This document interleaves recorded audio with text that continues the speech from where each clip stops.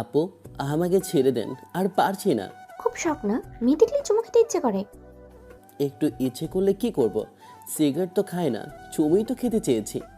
ফাইজলামি করো, তোমার সাহস তো কম না। দুদিন হলো না ভার্সিটিতে আসছো, আর বড় অপু দেখে চুমাইতে মন চায়। শুনুন আপু, যে ছেলে সিগারেট খায় না সে ছেলের একমাত্র চুমু খাওয়া তার বেঁচে থাকার অবলম্বন। চুমুই তো চেয়েছিলাম, অন্য কিছু তো আর না। আপু, লাগছে, ছাড়েন। কেন ছাড়বো তোমাকে? তোমার যে চুমু খাওয়ার বিরাট শখ, তা তুমি চুমু না দিয়েই চলে যাবে? চুমু নিবে না? না আপু, চুমু আর নেব না, আমার চুমুর শখ চলে গেছে। কেন রে? শখ চলে গেছে কেন? আমি কাছে আসতেই তোমার কি ফিলিংস চলে গেছে? এমন বললে তো হবে না শোনো। আসলে আগে জানতাম নারী মানে বিষাক্ত, এখন আপনাকে দেখে হাড়ে হাড়ে টের পাচ্ছি নারী মানেই একটা বিষাক্ত সাপের মতো। আপনার ঠোঁটে বিষ আছে, তাই আর চুমু খাবো না। যদি বিষের প্রবাহে মরে যাই।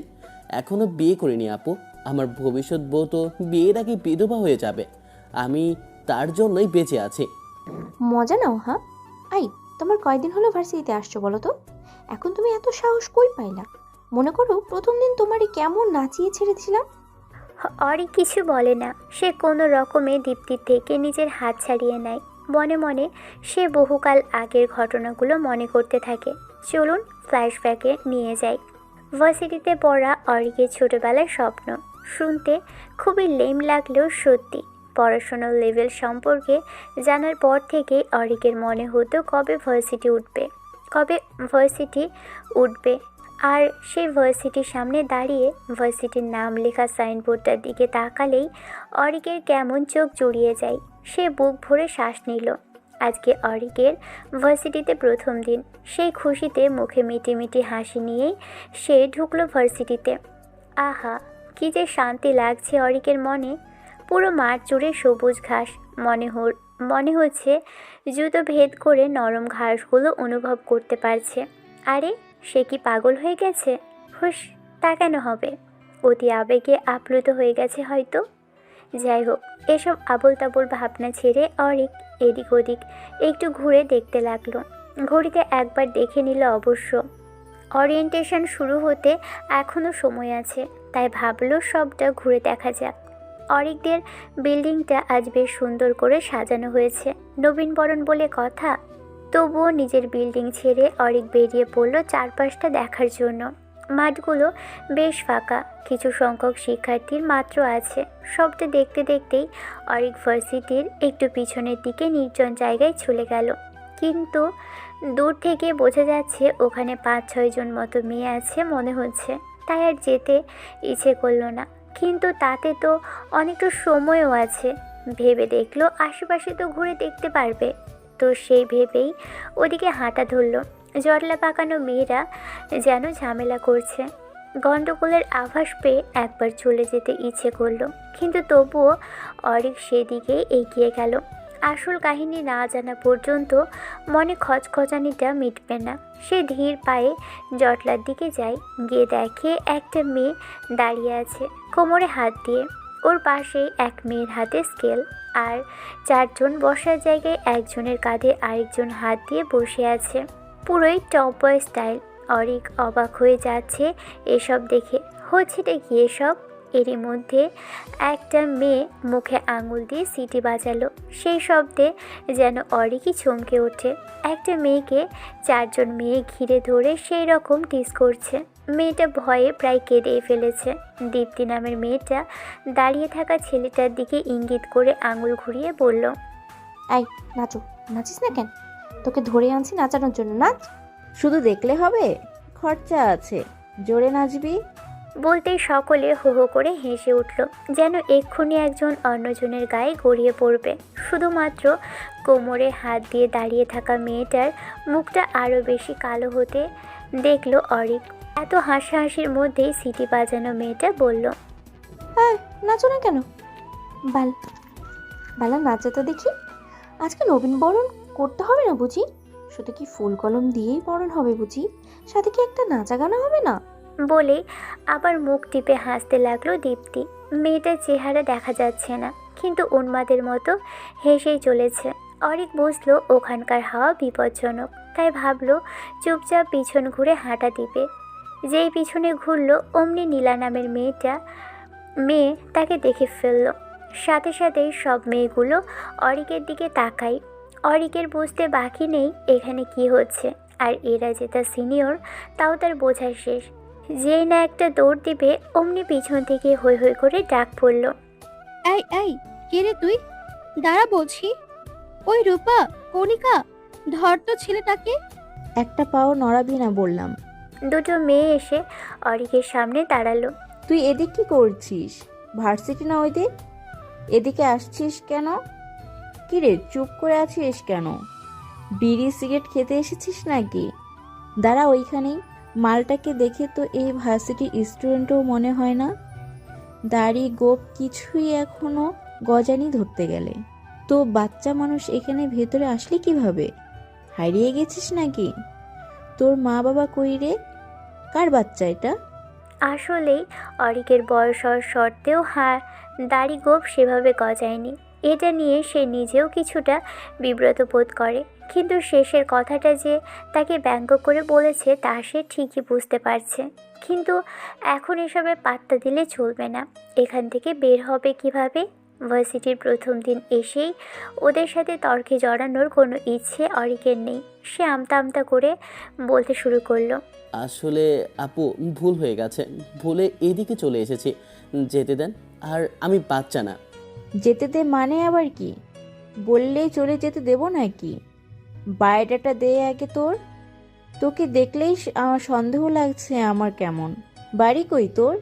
গপ টপ নিয়ে এখানে আকাম করতে আসছিস নাকি? আপু, আমি আপনাদের সাথে তর্কে। পুরোটা বলার আগেই দীপ্তি নামের মেয়ে কথার মাঝে বলে উঠল। তোরা সেই কখন থেকে কি লাগিয়ে রেখেছিস? এত কি কথা বলছিস সেই ছোকরার সাথে? নিয়ে আয় তো ওটার এদিকে, আমারও একটু আলাপ সালাপ পড়ি। মালটা তো দুধের শিশু রে। দীপ্তির কথার সাথে সাথে অরিনের সামনে কণিকার রূপা নামের মেয়েগুলো তাকে চেপে ধরে, এক প্রকার চ্যাংতোলা করে দীপ্তির সামনে নিয়ে গেল। এই ফাঁকে আগে ছেলেটা দৌড়ে চলে যাবার প্রস্তুতি নিল। তখনই দীপ্তি বলে, এই, তোরে বলছি কান ছাড়তে, তুই কেন সরলি জায়গা থেকে? সারা ছেলেটা থতমত খেয়ে গেল। মুখ দেখে মনে হচ্ছে এক্ষুনি খেতে দেবে। কান ধরে থাক এখন। আর পোলারে ধন্যবাদ দিবি আজকে, নাইলে তোর আজকে খবর ছিল। আর বাপের টাকার ফুটানি দেখাইতে আসবি? ছেলেটা এবার আসলেই চোখের পানি ফেলে দিল। ডানে বামে মাথা ঘুরিয়ে উত্তর দিল কথার। মেয়েটা আবারও বলল, তাহলে ঠিক আছে, কিন্তু এত সহজে মাফ নাই তোর। এখন কান ধরে দাঁড়ায় থাক, নাইলে আবার নাচাবো বলে দিলাম। এবার দীপ্তি অরিকের দিকে ফিরল। অরিকের দিকে ফিরতেই সে চমকে উঠল। অরিক যেমন ওর দিকে হাঁ করে তাকিয়ে আছে, ও অরিকের দিকে হাঁ করে তাকিয়ে আছে। মুখ ফসকে দুজনের মুখ থেকেই একই কথা বেরিয়ে গেল, তুই। তুই? অরিকের চেহারাটা মুহূর্তেই বদলে গেল। একটু আগেও ভয় লাগছিল, কিন্তু এখন অনেক রাগ লাগছে। এই মেয়ে এখানে কেন? দুজনেরই চেহারা একই রকম হয়ে গেল। তোর মতো অসভ্য মহিলা এখানে কি করে? মুখ সামলায়া কথা বলবি বললাম। তোর মতো বেত্তমিজ পোলারে এইদিকে কে ঢুকতে দিছে? অরিকের মনটা চাচ্ছে এই মেয়েকে লবণ ছাড়া কাঁচা চিবিয়ে খেয়ে ফেলতে। একে দেখে মনে হচ্ছে চোখের আগুন দিয়েই অরিককে জ্বালিয়ে মারার শখ। চলুন আগে অরিকদের এই রিয়াকশনের কারণ বলা যাক। অরিন ইন্টারে দুর্দান্ত রেজাল্টের সাথে পাশ করেছে, সেজন্য তার বাবা মিজান তাকে একটা বাইক কিনে দিয়েছে। নতুন বাইক পেয়ে তো অরিকের পাখা গজিয়ে যাওয়া অবস্থা। সময়ে অসময়ে বাইক নিয়ে সে বাইরে বেরিয়ে পড়ে। তো সপ্তাহখানেক আগে অরিক বিকেলে তার বাইক নিয়ে বের হয়েছে। তার বন্ধু রাফিকে তার বাসা থেকে পিক করে যাওয়ার কথা ছিল। রাফির বাসা যে গলিতে, সেটি ছিল ভীষণ সরু। রাস্তায় একটা রিক্সা ঢুকলে 2-2.5 হাত জায়গাটাও অবশিষ্ট থাকে কিনা সন্দেহ। তার উপর আবার রাস্তার ঠিক পাশেই একটা খোলা ম্যানহোল। অরিন যেই না বাইক নিয়ে গলিতে ঢুকেছে, অমনি এক রিক্সার সাথে ওর বাইকে ধাক্কা লাগলো। হঠাৎ এমন হয় হাতের টানে বাইকটি ডানে ঘুরে গেল, আর যাই তো যাই, বাইকের সামনের চাকা গিয়ে পড়ল সোজা সেই খোলা ম্যানহোলের ভিতর। অরিক কোনো মতে বাইকের সাথে আটকে থাকে। পা মচকে গিয়েছে সেটা সে বেশ অনুভব করতে পারছিল। অপরদিকে তাকিয়ে দেখলো রিকশাটি একপাশে কাত হয়ে আছে।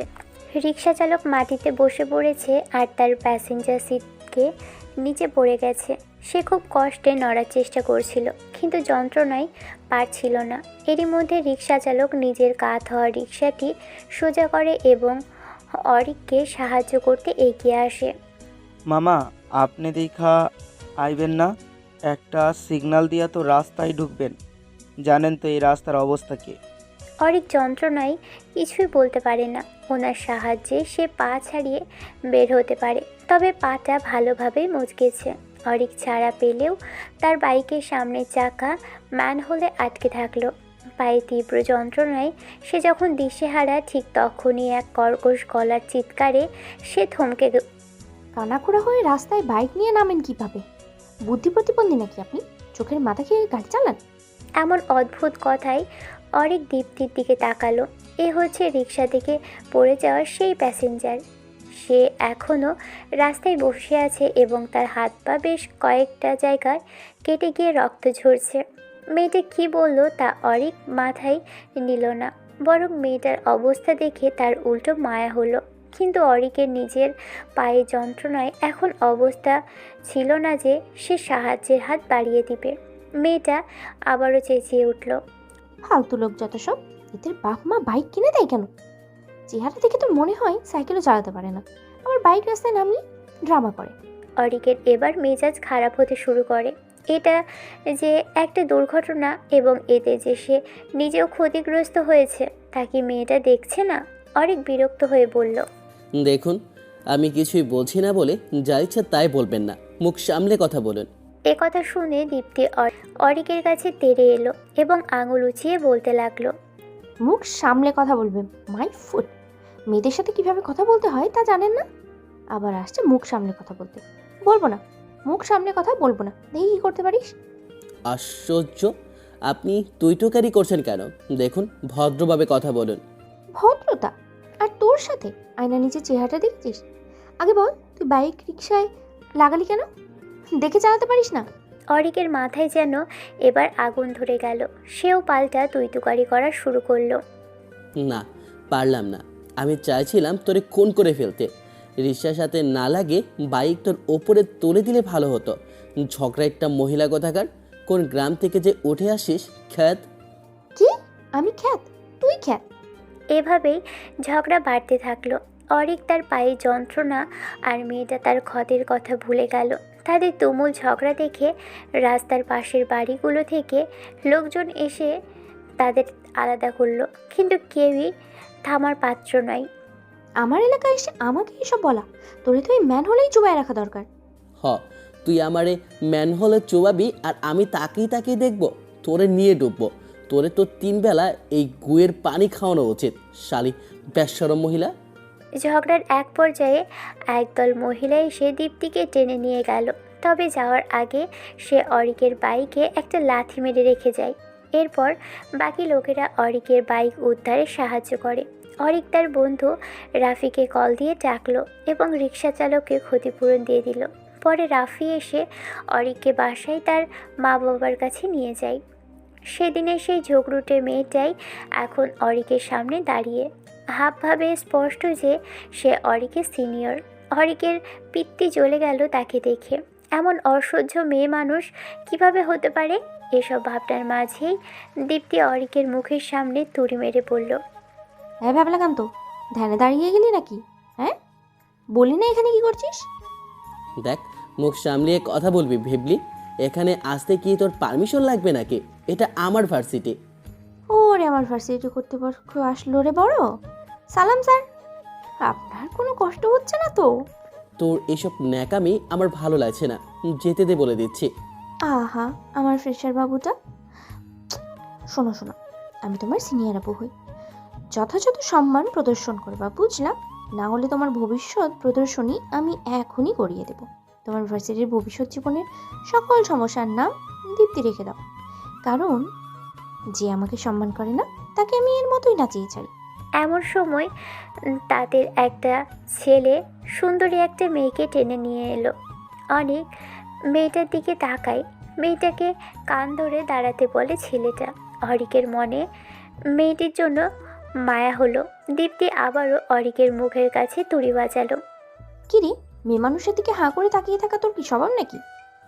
ডিয়ার সম্মানীয় সিনিয়র আপু, আপনি একটু সাবধানেই থাকবেন। যেভাবে বরাবর আমার লেজে পা দিচ্ছেন, আপনি স্বেচ্ছায় আমার বাইকেও লাথি মেরেছিলেন। দেখবেন একটু সাবধানে রাস্তাঘাট পার করবেন, কেমন?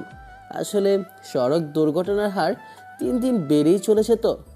বলেই অরিক সেখান থেকে গটগট করে চলে গেল। দীপ্তি অগ্নিদৃষ্টিতে তার দিকে তাকিয়ে রইল, আর বাকি সিনিয়ররা বোকার মতো তাদের কাণ্ড দেখে গেল।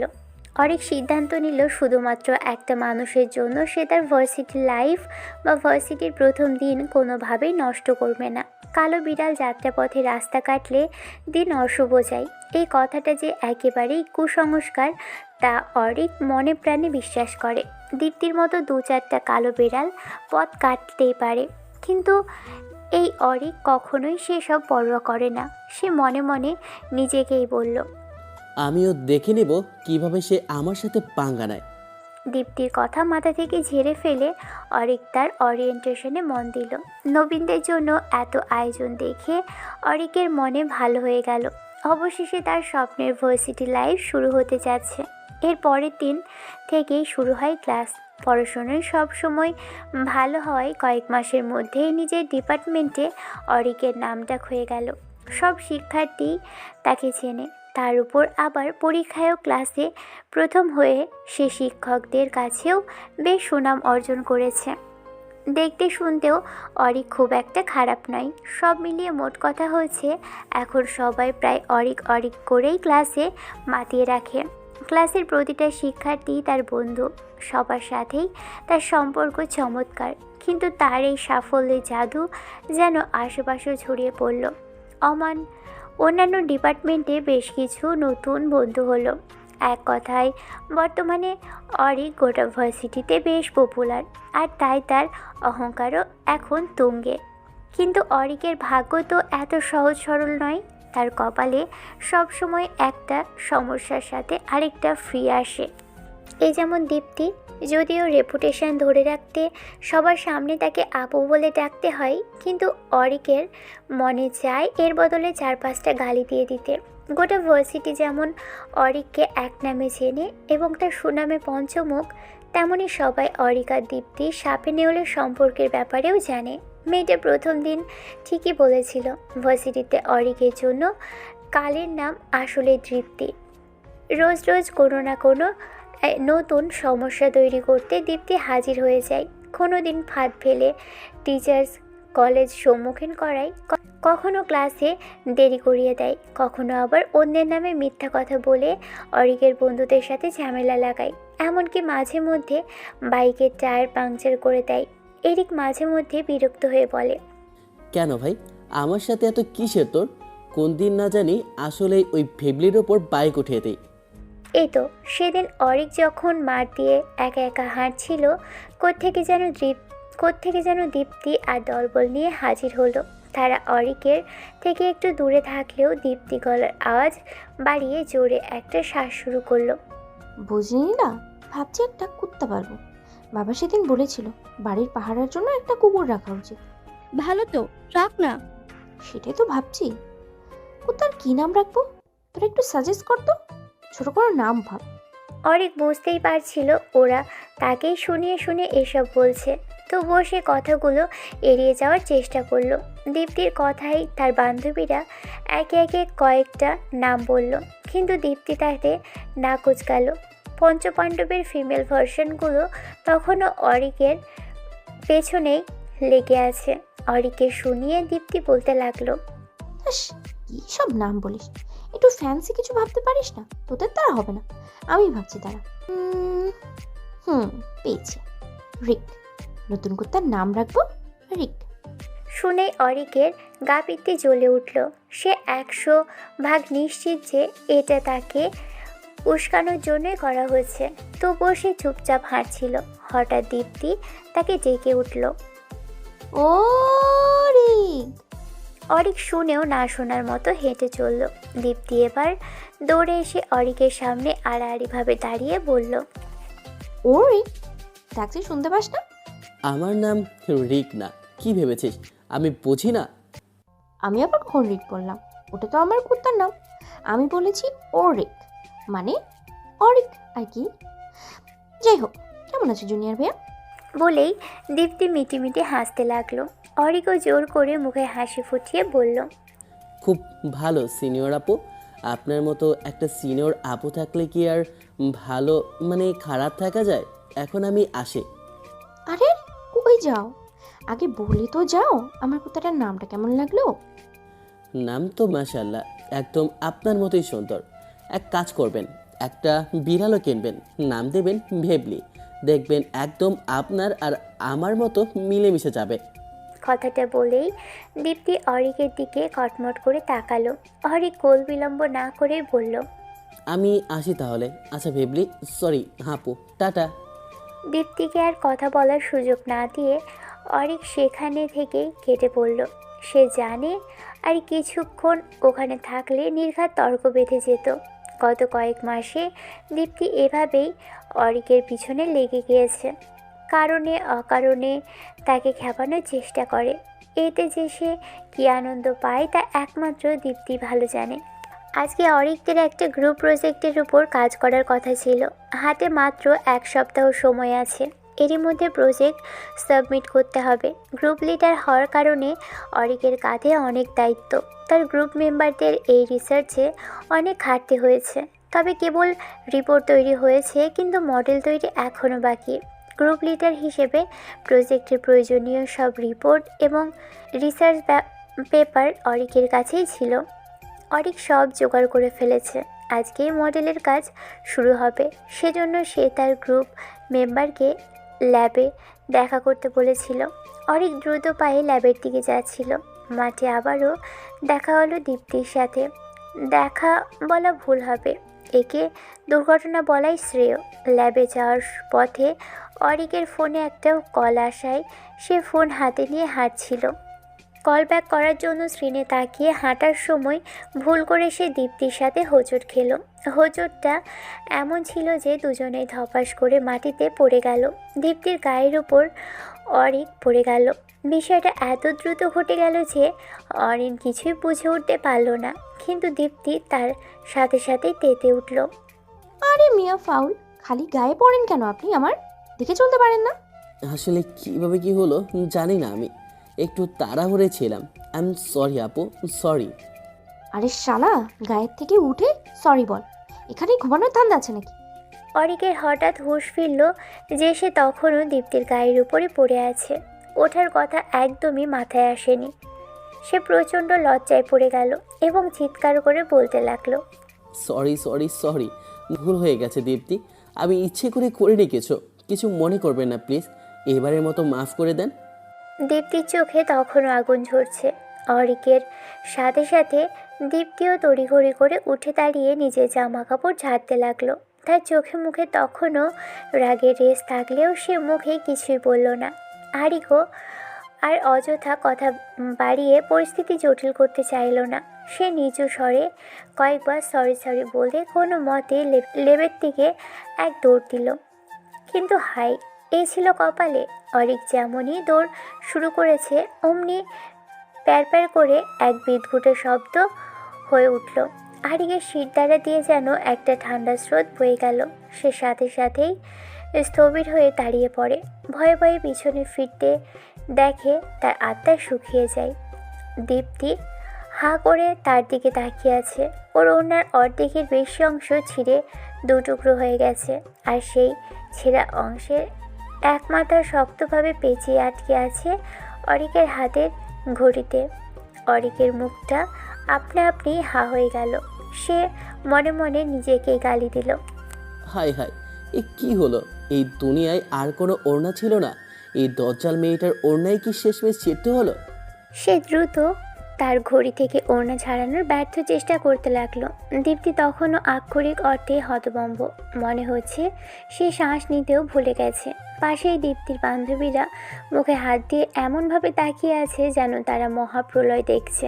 দীপ্তি এবার বড় বড় পা ফেলে অরিকের দিকে এগিয়ে এলো এবং তীব্র চিৎকারে ফেটে পড়ল। এটা তুই কি করলি? আমার ওড়না ছিঁড়ে একদম দুই ভাগ করে ফেললি। তোকে যে আজ কি করবো আমি, তুই কল্পনা করতে পারছিস না। তেতরামি করার আর জায়গা পাস না। অরিকের এবার সত্যি কেঁদে ফেলার উপক্রম। গত কয়েক মাসে বহুবার তাদের মধ্যে ঝগড়া হয়েছে, কিন্তু দীপ্তিকে এমন রুদ্রমূর্তিতে সে আগে কখনো দেখেনি। অরিক যন্ত্রচালিত মানুষের মতো অনবরত সরি বলে যাচ্ছে, কিন্তু আহাম্মক ঘড়িটা যেন পণ করেছে ওড়না ছাড়বেই না।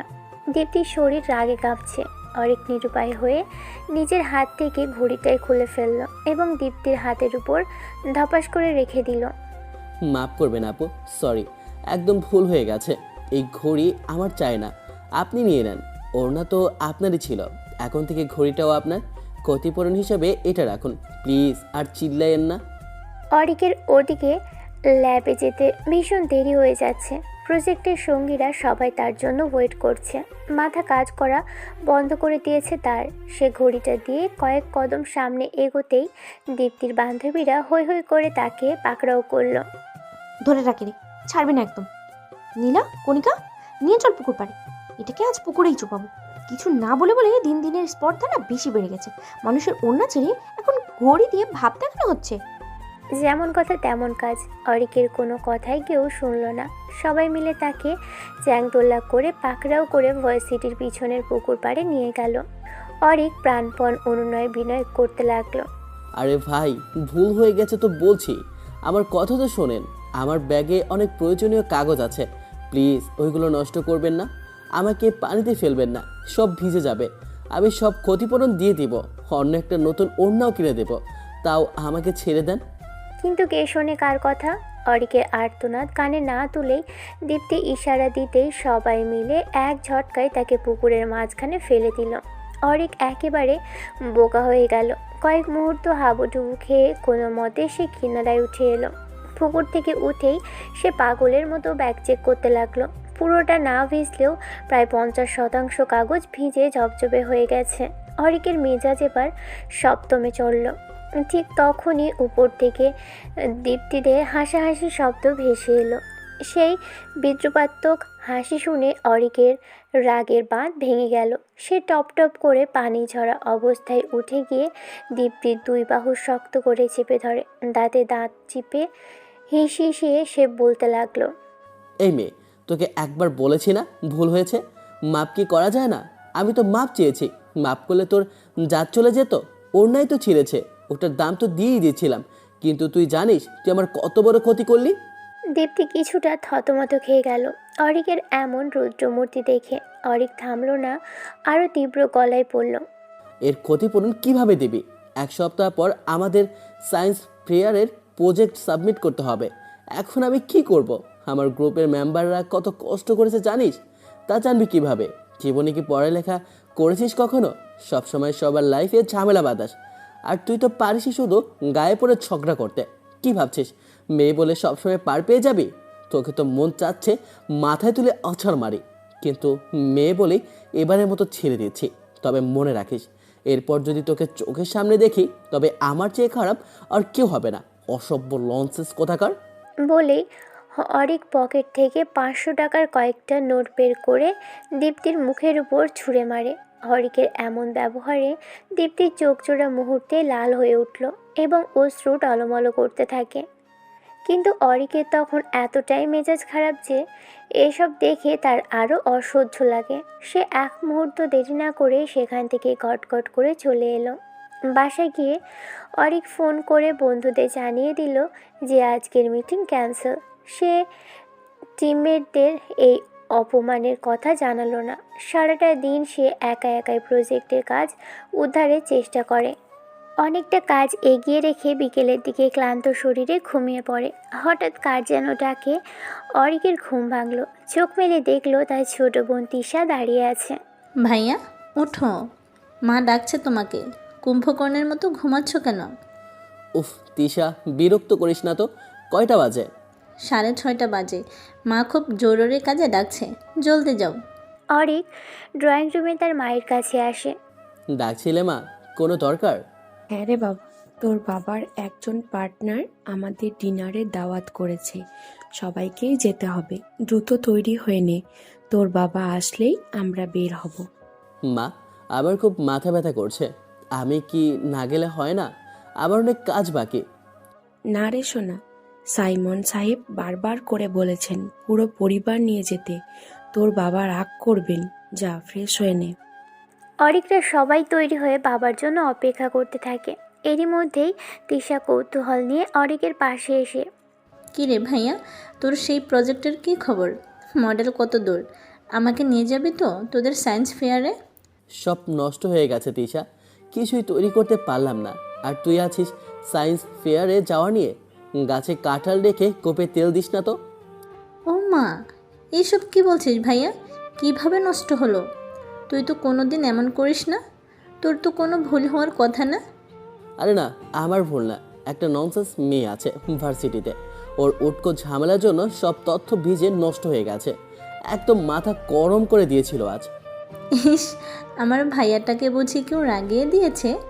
আচ্ছা, চিন্তা করিস না, তুই তো জিনিয়াস, দেখবি সব ঠিক হয়ে যাবে। তুই কি আমাকে নিয়ে যাবি না? আরে পাগল, তোকে ছাড়া কি আমি যাব? তোকে নিয়ে যাব, সবার সাথে পরিচয় করিয়ে দেব যে এটা আমার ছোট বোন। সব থেকে বেস্ট প্রজেক্ট আমরাই বানাবো, দেখে নিস। ইয়ে, ভাইয়া তুমি সেরা। আচ্ছা ভাইয়া, জানো আজকে আমরা কাদের বাসায় যাচ্ছি? না তো, কার বাসায়? বাবা কি কিছু বলেছে? আমরা আজকে সাইমন আঙ্কেলের বাসায় যাব। ওই যে রাফি ভাইয়া যে এলাকায় থাকে না, ওনারাও ওখানেই থাকেন। খুব সুন্দর বাসা নাকি ওনাদের। তিশা আরও বকবক করতে থাকে আর অরিক চুপচাপ ওর কথা শুনতে থাকে। দীপ্তির দেওয়া যন্ত্রণার মাঝে তিশার এই আদুরে কথাগুলোই অরিকের মনে শান্তি এনে দিয়েছিল। দাওয়াতের উছিলায় অরিকের বাবা আজ বেশ দ্রুতই বাড়ি ফিরে আসে। সন্ধ্যার পরপরই পুরো পরিবার নিয়ে তারা সাইমন আঙ্কেলের বাসায় চলে যায়। সাইমন সাহেব বাবার নতুন বিজনেস পার্টনার। সম্ভবত বন্ধুত্বের সম্পর্ক দৃঢ় করতেই এই দাওয়াতের আয়োজন। সেখানে গিয়ে অরিক দেখে আরও 2-3টে পরিবার এসেছে। কিছুক্ষণ যেতেই বোঝা যায় সব পরিবারের কর্তারাই বন্ধু অথবা ব্যবসার সূত্রে একে অপরের পরিচিত। বড়দের আড্ডা বেশ জমে উঠেছে। কিছুক্ষণ পর অরিকের মা বেশ খাপ খাইয়ে নেন পার্টিতে। অন্যান্য ভাবিদের সাথে তিনি প্রাণ খোলা গল্পে মজে যান। একা হয়ে পড়ে তিশা আর অরিক। এভাবে কিছুক্ষণ বসে থাকার পর অরিক বেশ বোর ফিল করে। সে পকেট থেকে ফোন বের করে ফেসবুক স্ক্রল করতে শুরু করে। একটু পর তাকিয়ে দেখে তিশাও পাশে নেই। নিশ্চয়ই সেও সমবয়সী কোনো বন্ধু পাতিয়ে নিয়েছে এর মধ্যে, অরিক ভাবে। যাকগে, অন্যের কথা ভেবে আর লাভ কি? অরিক একা একা ফোন স্ক্রল করে আর বন্ধুদের আড্ডার গ্রুপে চ্যাট করে সময় কাটাতে থাকে। ঠিক তখনই কেউ একজন তাকে ডেকে ওঠে। আরে অরিক, তুমি এখানে? কি অবাক কাণ্ড! কণ্ঠটা খুব পরিচিত। অরিক মাথা তুলে তাকিয়ে দেখে সামনে দীপ্তি দাঁড়িয়ে। ওকে দেখে অরিকের মেজাজ বিগড়ে যায়। এই মেয়েটাকে সে এখন একদমই সহ্য করতে পারে না। সে কোনো উত্তর না দিয়ে আবার ফোনের দিকে তাকিয়ে থাকে। অরিক, এই যে শুনছো, তোমার সাথে আমার কিছু কথা আছে, খুব গুরুত্বপূর্ণ কথা, প্লিজ একটু শুনবে? আমি তোমার কোনো কথা শুনতে ইচ্ছুক নই, দয়া করে আমাকে একা থাকতে দাও। আরে শোনোই না, আমি কি ঝগড়া করতে এসেছি নাকি? কাজের কথাই বলবো। তোমার কাজের কথা মানেই নতুন কোনো বিপদ, সো প্লিজ সরো এখান থেকে। অরিক কথাটা বলেই সেখান থেকে উঠে অন্যদিকে চলে যায়। দীপ্তি এখানে কী করছে বা কেন এসেছে এসব কোনো প্রশ্নই তার মাথায় আসে না। সে শুধু চায় এই মেয়েটা যেন তার চোখের সামনে থেকে সরে যায়। সাইমন আঙ্কেলের ফ্ল্যাটটা বিশাল বড় এবং খুব সুন্দর করে সাজানো। 8 তলায় একদম টপ ফ্লোর হওয়ায় ডাইনিং রুমের সাথে একটা বড় টেরেস আছে। আকারে সেটি এত বড় যে দেখে ছোটোখাটো ছাদ মনে হয়। অরিক নিরিবিলি পরিবেশের আশায় ওখানে যাওয়ার সিদ্ধান্ত নেয়। জায়গাটা আসলেই খুব শান্ত। ভিতরে সবাই নিজেদের নিয়ে ব্যস্ত থাকায় এখানে কোনো কোলাহল নেই। মৃদু ঠান্ডা বাতাস আর আকাশের রূপোর থালার মতো উজ্জ্বল চাঁদ অরিকের মনটা শান্ত করে দেয়। কিন্তু এই শান্তি বেশি সময় থাকে না, আবারও সেই পরিচিত কণ্ঠ ভেসে আসে। অরিক, কথা তো শোনো আমার। কথাটা শুনেই আমার রিয়েক্ট কেন করছো? আমি কি খুব বেশি খারাপ কিছু করেছি? দেখো, তোমার কোনো কথাই আমি শুনতে চাই না। আর রিজেক্ট করার তো 100টা কারণ তুমি নিজেই সকালে তৈরি করেছ। ওড়না ছিল আমার ঘড়িতে, আর তুমি আমাকে পুকুরে ফেলে আমার প্রজেক্টটাই নষ্ট করলে। এর নাম বুঝি মজা? আমি সত্যিই সরি অরিক। সকালে আমি ভুল করেছি, পরিস্থিতিটা এমন করে দাঁড়াবে আমি আসলে জানতাম না। আমি সেই থেকে তোমার কাছে মাফ চাইতেই যাচ্ছি, আর তুমি আমার কোনো কথাই বলতে দিচ্ছ না। শোনো, যা করার তো করেই ফেলেছ, ইচ্ছে করেই করেছো, সব জেনে বুঝেই করেছো। এখন এইসব লেম এক্সকিউজ দিয়ে লাভ নেই, আমার সামনে একদম আসবে না বলে দিচ্ছি। অরিক ধমক দিয়ে টেরেসের অন্য প্রান্তে চলে যায়, কিন্তু দীপ্তি ছায়ার মতো তার পিছন পিছন ঘুরঘুর করতে থাকে। অরিকের পিছনেই সে খুব উসখুস করছে। অনেকটা সময় পার হয়ে যাওয়ার পর অরিকের বিরক্তি চরমে পৌঁছয়। সে ঘাড় ঘুরিয়ে তাকায় এবং দেখে দীপ্তি অস্থিরভাবে পায়চারি করছে। তুমি কি একটু শান্ত হয়ে এক জায়গায় দাঁড়াতে পারো না? এইভাবে পায়চারি করলে কার না মেজাজ খারাপ হয়? হ্যাঁ হ্যাঁ হ্যাঁ অবশ্যই। সরি, আমি আসলে একটু নার্ভাস ছিলাম। আচ্ছা, তোমাকে একটা কথা জিজ্ঞেস করি। হ্যাঁ করো। তুমি এখানে কি করো? মানে সাইমন আঙ্কেলের বাসায় কিভাবে আসলে? ও এটা আসলে আমার বাবা আর সাইমন আঙ্কেল অনেক পুরনো বন্ধু। আজ আমার বাবা এখানে আসতে না পারলেও আমাকে পাঠিয়েছে। এসব আসা যাওয়া আমার জন্য কোনো ব্যাপারই না। দীপ্তি কথাগুলো খুব কেয়ারফ্রিভাবেই বলে। অরিক কোনো উত্তর দেয় না। সে আর চোখে একবার দীপ্তিকে দেখে নেয়। দীপ্তি মেয়েটা আসলেই বেশ সুন্দর এবং লম্বা। আজ সে একটা নেভি ব্লু গাউন পরেছে, যার পুরোটাই জুড়েই সোনালি কাজ করা। এক পাশ করে ছেড়ে দেওয়া চুলে একটা ঝকঝকে হেয়ার ক্লিপ, চাঁদের আলোয় সে যেন ঝলমল করছে। অরিক ভাবে, সে যদি অন্য কেউ হতো তবে হয়তো এই রূপের প্রেমে পড়েই যেত। কিন্তু দীপ্তির সাথে তার সম্পর্ক মোটেও ভালো নয়। মৃদু বাতাস বয়, চারপাশটা খুব মনোরম। অরিক আর দীপ্তি দুজনেই চুপচাপ দাঁড়িয়ে থাকে। বাতাসের সাথে একটা মিষ্টি সুবাস ভেসে আসে নাকে, যা সম্ভবত দীপ্তির গা থেকেই আসছে। অরিক টের পায় দীপ্তির উপস্থিতি এখন আর তাকে আগের মতো রাগিয়ে দেয় না, বরং এই নীরবতা, চাঁদের আলো আর পাশের এই মেয়েটির উপস্থিতি তার ভালোই লাগছে। পরের দিন অনেক ভার্সিটিতে আসে। সে আর তার বন্ধু গল্প করছিল। তোর পিছনে তো বড় আপুর শনি লাগছে রে আরিফ। আর বলিস না, ওই দীপ্তিয়া পরে পেলে কি যে করব জানি না। কি করবি? চুমু দেবো ভাবছি। চুমু? অরিক চুমকে ঘুরে তাকিয়ে দেখে দীপ্তি আপু দাঁড়িয়ে আছে। সেই যে হাত ধরল দীপ্তি, তারপর তো জানেনি। বর্তমানে ফেরা যাক। আজ প্রজেক্ট সাবমিটের দিন। অরিক এবং তার টিম খুব সফলভাবে প্রজেক্টটি শেষ করতে পারে। মজার ব্যাপার হলো শেষমেশ দীপ্তিও তাদের সাথে ছিল। দাওয়াতের পর আরও 2 দিন সে অরিকের পিছনে ঘুরেছে সাহায্য করার জন্য। অরিক প্রথমে রাজি না হলেও তার টিমমেটরা দীপ্তির ট্যালেন্ট দেখে তাকে গ্রুপে নিয়ে নেয়। অরিক অবাক হয় যে তার বন্ধুরা কিভাবে ভুলে যায় এই মেয়েটাই সব ঝামেলা পাকিয়েছিল। তবে কাজ করতে গিয়ে অরিক বুঝতে পারে দীপ্তি আসলে মেধাবী। সব কিছু ভালোই ভালোই মেটে। ভার্সিটি থেকে ফিরতে ফিরতে বিকেল হয়ে যায়। ক্লান্ত শরীরে অরিক নিজের ঘরে এসে ব্যাগটা একদিকে ছুঁড়ে ফেলে বিছানায় শুয়ে পড়ে। কিছুক্ষণ পর তার ফোনটা বিদ্যুতের শব্দে বেজে ওঠে। ফোনটা ঠিক কোথায় রেখেছে মনে নেই বলেই সে আর উঠতে চায় না। সে ভাবে, এত ফোন ধরে কি হবে, দরকার হলে আবার করবে। কিন্তু ফোনটা থামার নামই নিচ্ছে না। অবশেষে বিরক্ত হয়ে সে বিছানা ছাড়ে।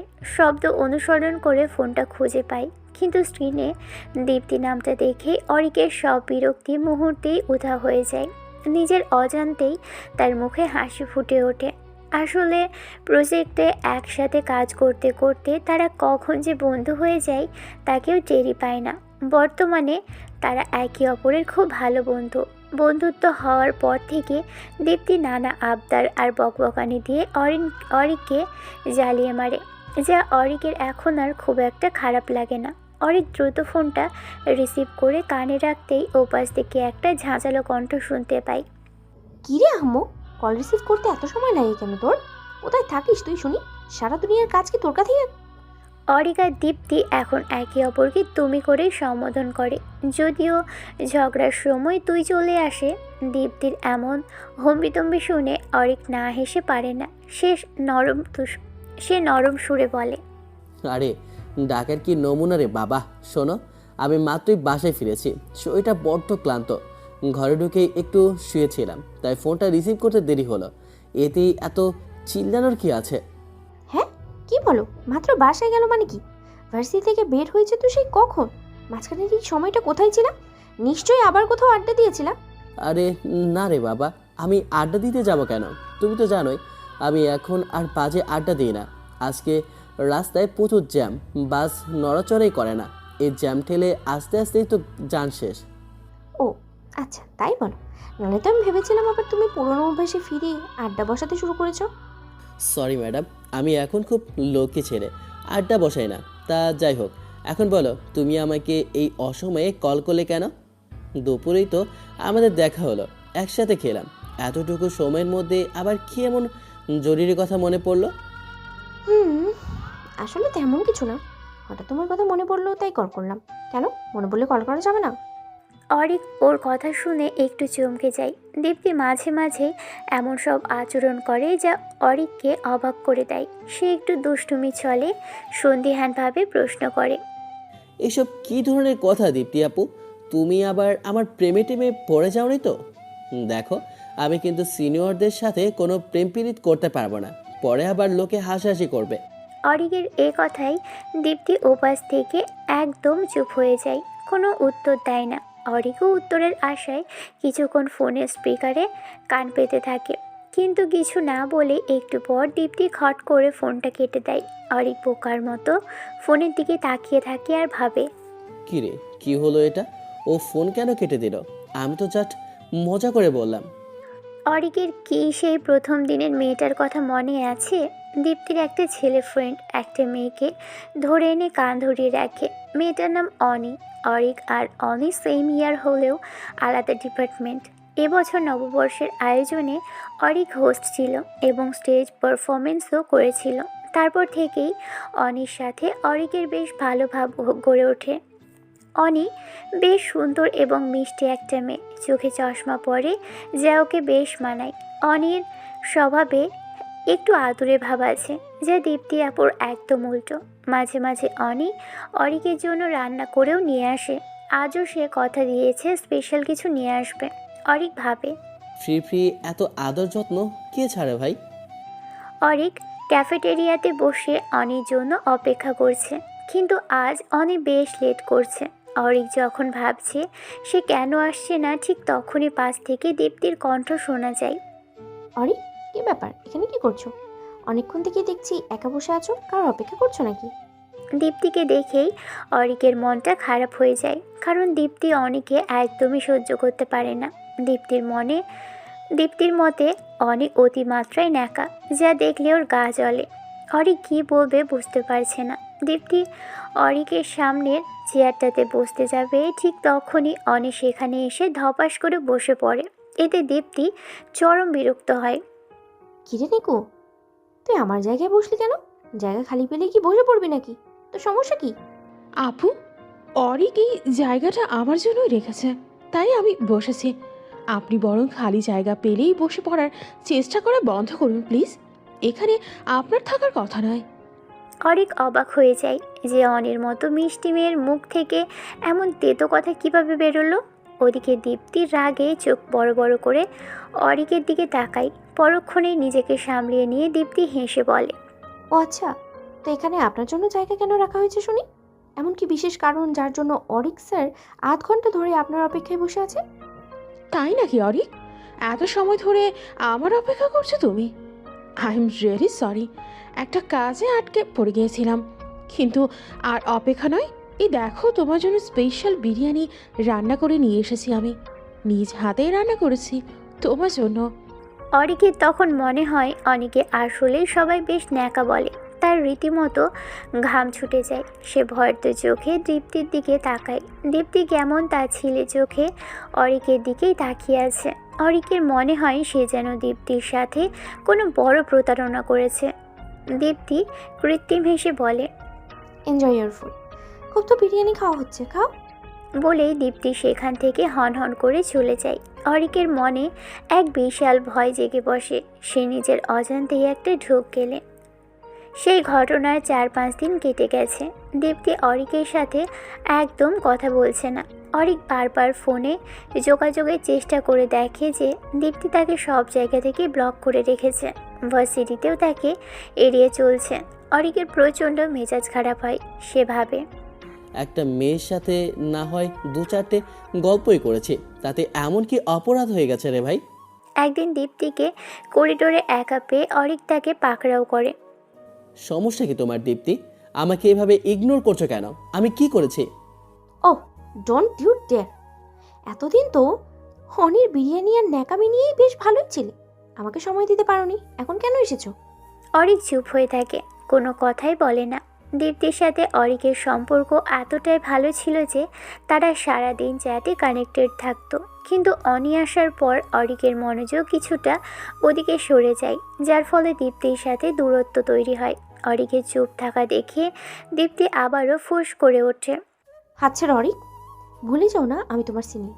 নেক্সট টাইম যদি এমন বখাটেদের মতো আমার রাস্তা আটকাও, তবে হাত ভেঙে পথে বসিয়ে দেবো, কথা দিচ্ছি। তো ভুল কি করেছি রে ভাই? অনির মতো একটা মেয়েকেই তো সবাই চায়, অন্তত ও আপনার মতো না যে সারাদিন কটকট করে। আপনি কি কখনো নরম গলায় আমার খোঁজ নিয়েছেন? আপনার জন্য কি আমি বাকি সব মেয়েদের ইগনোর করব? আমার কি ব্যক্তিগত কোনো জীবন নেই? আজব লাইফলেস ভাই রে তুই। আমি কি তোকে কিছু বলেছি? এসেছিস কেন আমার কাছে এত যত্ন নিতে? হ্যাঁ, যা না, তোর ওই 2 দিনের প্রেমিকার কোলে গিয়ে বসে থাক। ও তো তোকে রোজ রোজ ভালো মন্দ রেঁধে খাওয়াবে। যা, ভোগ কর গিয়ে, আভাগা কোথাকার। দীপ্তি প্রচণ্ড অভক্তি আর বিরক্তি নিয়ে কথাগুলো বলে, সেখান থেকে কটকট করে চলে যায়। আর অরিক নিজের ইগো নিয়ে ওখানেই দাঁড়িয়ে থাকে। সে মনে মনে ঠিক করে নেয়, মান সম্মান থাকলে সে আর কোনো দিনও এই দীপ্তির কাছে ফিরে যাচ্ছে না। মাস গড়িয়ে যায়, কিন্তু দীপ্তির সাথে অরিকের আর কোনো কথা হয় না। অরিক নানাভাবে যোগাযোগের চেষ্টা করে, কিন্তু দীপ্তি কোনোভাবেই তার কোনো চেষ্টায় সাড়া দেয় না। প্রথমে অরিক ভেবেছিল দীপ্তিকে ছাড়াও তার দিন চলে যাবে, কিন্তু কিছুদিন যেতেই তার মন অস্থির হতে শুরু করে। দিনটা কেমন ফাঁকা ফাঁকা লাগে। দীপ্তির হুটহাট কল করে তোমাকে হঠাৎ মিস করছি বলাটা সে ভীষণ মিস করে। যে কোনো বিষয়ে সাহায্য করা বা প্রশংসা করা সেই দিনগুলো অরিকের মনে বারবার ভিড় করে। অরিকের মেইন ইগো তো সেই কবেই ধুলোয় মিশে গেছে। এমনকি এখন অনেক সেই পাগল করা আদর যত্নও তার কাছে বিরক্তির কারণ হয়ে দাঁড়ায়। কিন্তু অরিকের হাতে কিছুই নেই। ম্যাডাম তার সামান্যতম কথা শুনতেও নারাজ। দীপ্তি অরিকের সাথে দেখা করা পুরোপুরি বন্ধ করে দেয়। এমনকি আগে যেখানে রোজ দেখা হতো সেখানে এখন মাসেও একবার তাকে নজরে পড়ে না। এদিকে অরিকের অস্থিরতা কেমন বেড়েই চলে। সে কি করবে ভেবে পায় না। আজকাল নিজেকে তার কেমন পাগল পাগল মনে হয়, সব কিছুই ফাঁকা লাগে। অরিক ভাবে, কেন এমন হচ্ছে? ওই সিনিয়র আপুর জন্য আমার কেন এত মায়া? এতবার কল করি কিন্তু কল তো ঢোকে না। হঠাৎ অরিকের মাথায় বুদ্ধি আসে, সে একটা নতুন সিম কেনা যাক। সেদিন বিকেলে অরিক একটা নতুন সিম কিনে ফেলে। সন্ধ্যার পর নিজের ঘরের দরজায় এঁটে ফোন আর সিম নিয়ে বসে। ফোনে নতুন সিমটা ইনসার্ট করে বড় একটা দম ফেলে। বিসমিল্লা বলে সে কল দেয়। কয়েক সেকেন্ড নীরবতা, তারপরই রিং হওয়ার শব্দ কানে আসে। শব্দটা শোনা মাত্রই অরিকের বুকটা ধক করে ওঠে। মনে মনে এক দারুণ আতঙ্ক আর উত্তেজনা কাজ করে। এই বুঝি দীপ্তি কল রিসিভ করলো। কতদিন পর ওর কণ্ঠ শুনবে সে। অরিক ভাবে, আমি আবার জ্ঞান হারিয়ে ফেলবো না তো? সে নিজেই নিজেকে একটু বকে দিয়ে শান্ত হওয়ার চেষ্টা করে, কিন্তু কলটা কেটে যায়, কেউ রিসিভ করে না। মনটা খারাপ হয়ে গেলেও অরিক হাল ছাড়ে না। সে আবারও কল দেয়। এবার প্রায় সাথে সাথেই কল রিসিভ করে। মনে হয় কেউ ফোন হাতে নিয়ে বসে আছে। উপাস থেকে দীপ্তি সালাম দেয়। আসসালামু আলাইকুম, কে বলছেন? দীপ্তি অবুঝ বাচ্চার মতো প্রশ্ন করলেও অরিকের অবস্থা তখন করুণ। দীপ্তির কণ্ঠ শুনে তার বুক ধুকপুক করছে, গলার স্বর আটকে যায়। সে জবাব দিতে চায়, কিন্তু গলা দিয়ে একটা টু শব্দ বের হয় না। ওদিকে বেশ কিছুক্ষণ কোনো সাড়া না পেয়ে দীপ্তি আবার প্রশ্ন করে, হ্যালো, কেউ আছেন? কথা বলছেন না কেন? কে ফোন করেছেন, নাম তো বলুন। অরিকের গলা যেন জ্যাম হয়ে গেছে। সে ঠিক সেই মুহূর্তে তার ফোনে অন্য একটা কল আসে। তাকিয়ে দেখে অনি কল করেছে। অরিকের প্রচণ্ড মেজাজ খারাপ হয়। ভাবে, এই তো সব নাটের করো। অনেকে গালি দেওয়ার ইচ্ছে থাকলেও সে নিজেকে সংযত রাখে। আগে দীপ্তির সাথে কথা বলা প্রয়োজন। দীপ্তি, আমি হরিক বলছি। হ্যাঁ, অরিক? সে আবার কি? কি, তুমি আমায় ভুলে গেছো? সত্যি বলছো? ওয়েল, আপনি কোন দেশের রাজা বাদশাহ যে আপনাকে আমার মনে রাখতে হবে? Listen Dipti, this is not funny at all. আমি তোমার জুনিয়র অরিক। Exactly, junior. তো জুনিয়র হয়ে এত রাতে সিনিয়রকে কল করেছিস কেন? কি সমস্যা তোর? তুমি আমার সাথে কথা বলছো না কেন? কেন ইগনোর করছো আমাকে? হ্যাঁ, কে ভাই আপনি যে আপনার সাথে আমার ভাব লাগিয়ে চলতে হবে? বসে আছেন তো? আচ্ছা, আই এম সরি, আমি ভুল করেছি। এবার তো তোমার এই স্ট্রেঞ্জার খেলা বন্ধ করো প্লিজ। ও হ্যালো, স্ট্রেঞ্জার খেলা আবার কি? আমার আবার কোনো আমলের আত্মীয় ছিলেন নাকি? আমরা স্ট্রেঞ্জারই। অরিক অবাক হওয়ার পাশাপাশি বিরক্তও হয়। প্লিজ বি সিরিয়াস, আমি তোমাকে মিস করি। I need you back. তোমাকে ছাড়া ভার্সিটিতে যেতে আমার ভালো লাগে না, সব কিছু ফাঁকা লাগে। তুমি কি বুঝতে পারছো না? কিছু সময়ের জন্য ওপাশে নীরবতা নেমে আসে। দীপ্তি কোনো উত্তর দেয় না। অরিক উত্তরের আশায় বসে থাকে। একটু পর দীপ্তি গম্ভীর কণ্ঠে বলে ওঠে, কি আজব আপদে ফেসে গেলাম ভাই। দিনে গফ এসে হুঁশিয়ারি দিয়ে যাচ্ছে যেন তার বফের থেকে দূরে থাকি, আর রাতে বফ এসে কান্নাকাটি করছে নিডিও ব্যাক বলে। How funny! হা! কি গফ? কে কার গফ ভাই? কার কথা বলছো তুমি? লিসেন, বেশি ইনোসেন্ট সাজার চেষ্টা করিস না। আমার এত সময় নেই তোদের সাথে বাজে বকার। অনেক কাজ আছে আমার, রাখছি আমি। আর কখনো কল তো করবিই না। সাথে তোর পুকি গফকেও বলে দিস যেন ভ্যান ভ্যান করতে আমার সামনে না আসে, আর নয়তো ওর গাল ভেঙে দেবো আমি, কসম। দীপ্তি কিছু বলার সুযোগ না দিয়েই কল কেটে দেয়। অরিক আকাশ থেকে পড়ে। গফ বফ? অনি? সে আবার ওর প্রেমিকা হলো কবে থেকে? অরিকের সব কিছু গোলমেলে লাগে। সে সাথে সাথেই অনিকে কল দেয়। হ্যালো অনি। অরিক, তুমি কোথায় ছিলে? কার সাথে এতক্ষণ কথা বলছো? ফোন কেন বিজি তোমার? যার সাথেই বলি, এত কথা তোমাকে কেন বলবো আমি? যাই হোক, আমাকে একটা প্রশ্নের উত্তর দাও তো। এভাবে কেন কথা বলছো তুমি আমার সাথে? কি হয়েছে? তুমি দীপ্তি আপুর কাছে গিয়েছিলে? সত্যি করে বলো তো। কোন দীপ্তি? কি বলছো এসব? একদম নাটক করবে না কিন্তু।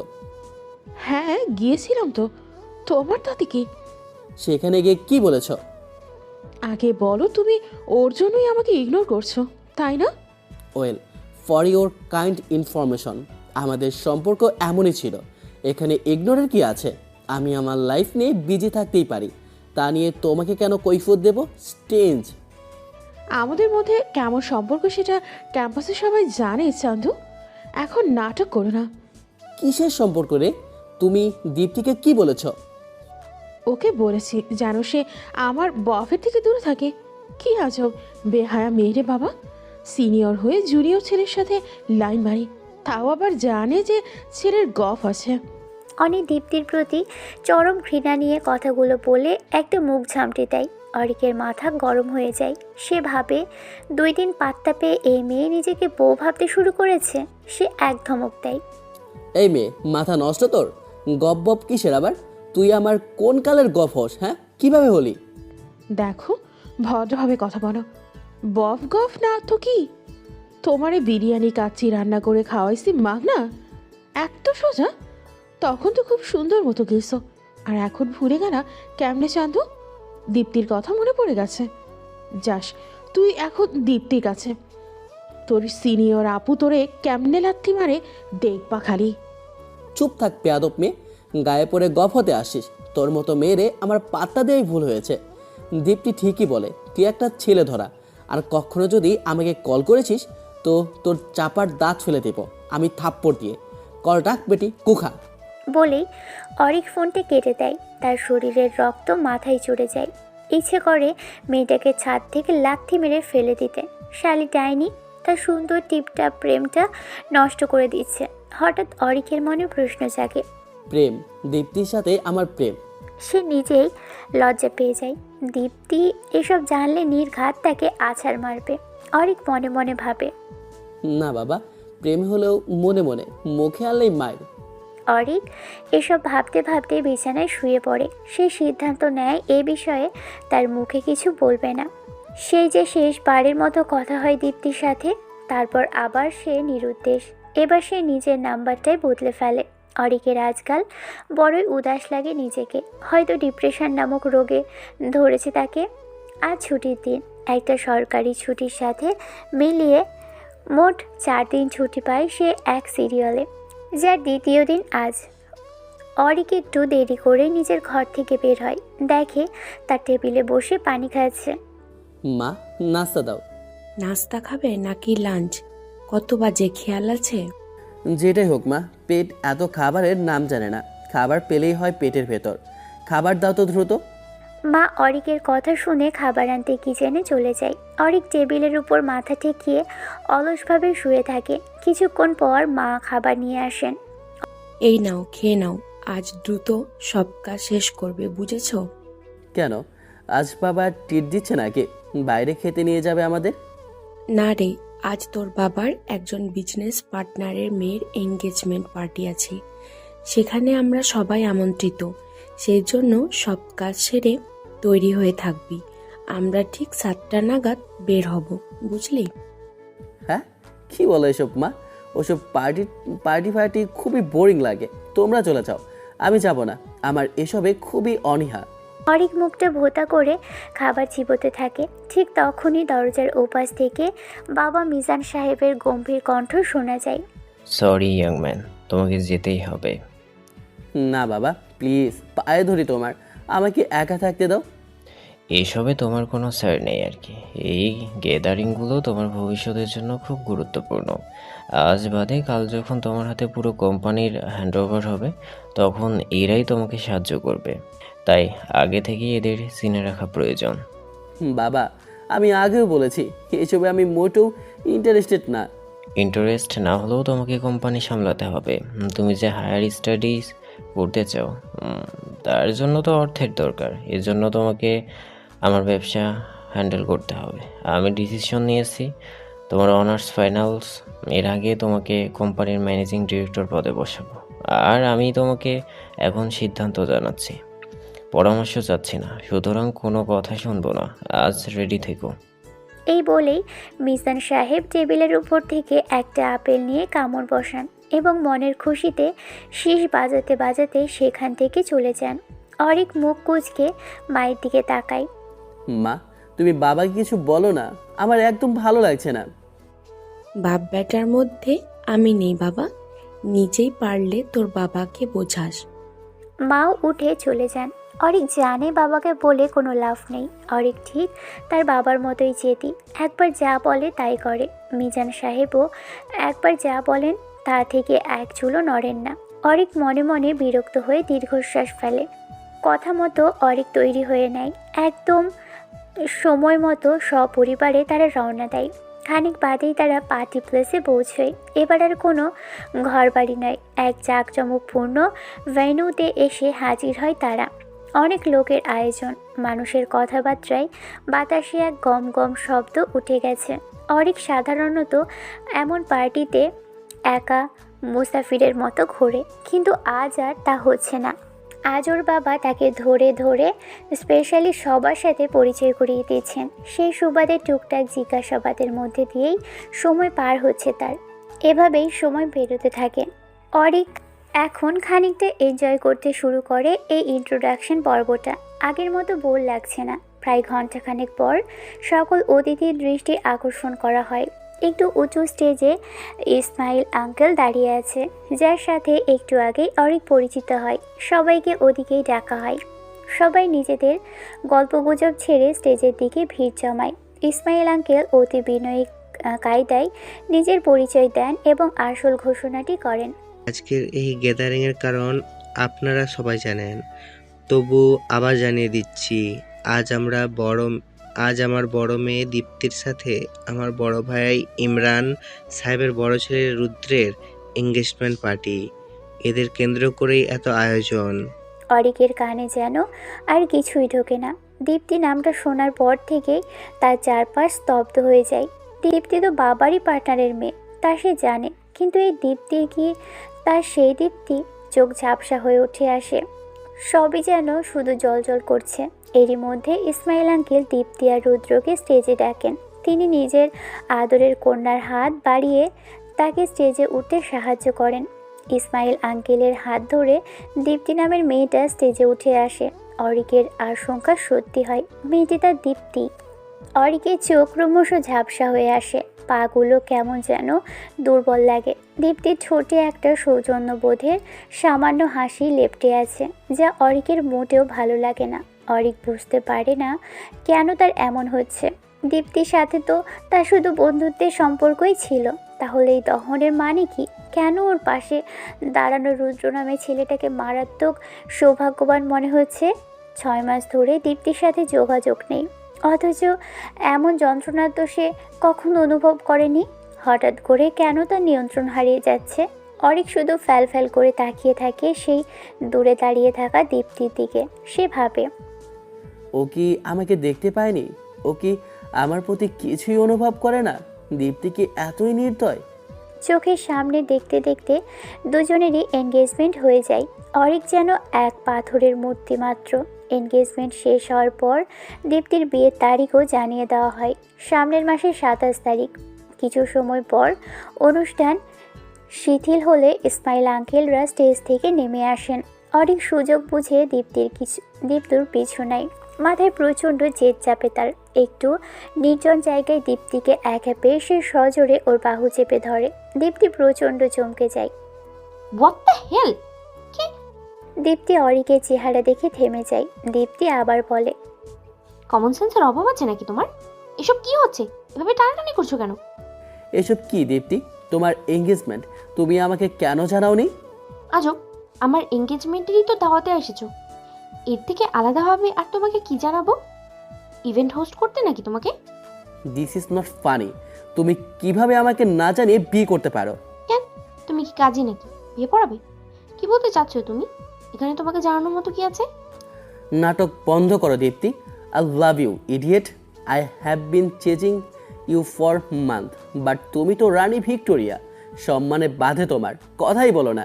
দীপ্তি এবার কঠিন চোখে অরিকের দিকে তাকায়। আচ্ছা, you have been chasing me for months? তোমার অনেক কয়েক মাস আগেও আমার কাছে এসে যা তা বলে গেছে আমি নাকি তৃতীয় ব্যক্তি তোমাদের মাঝে। এমনকি তোমাকে নাকি আমি সিডিউস করার চেষ্টা করছি। আমার মনে হয় না এমন ট্রু লাভ ছেড়ে তুমি আমার কোনো বিষয়ে ইন্টারেস্টেড থাকবে, রাইট? আফটার অল আমি তোমার সিনিয়র।